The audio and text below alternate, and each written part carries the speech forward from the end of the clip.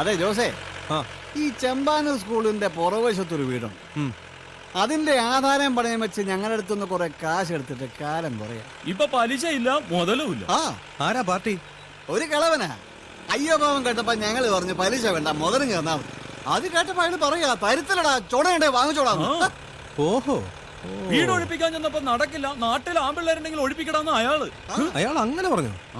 പറഞ്ഞു ജോസേ, ഞങ്ങൾ എന്ത് ചെയ്യണമെന്ന് നിന്നോട് ആലോചിച്ചിട്ട് തീരുമാനിക്കണം. അത് വേണം, അത് വേണം. ആ പറ, നമ്മൾ എന്നാ വേണം? അടിച്ചു പുറത്താക്കണം, എല്ലാവരും എന്നാ അഹങ്കാരികള്. ആ എന്നാ പിന്നെ അക്കാര്യം തന്നെ ഏൽപ്പിച്ചു. ഇപ്പൊ തന്നെ പുറത്താക്കാം പോരെ? അയ്യോ ഇപ്പൊ വേണ്ട, രാത്രിയാകട്ടെ, ഇല്ലേ ആളുകൾ അറിയും. അല്ലേ ശ്രമിച്ചാ?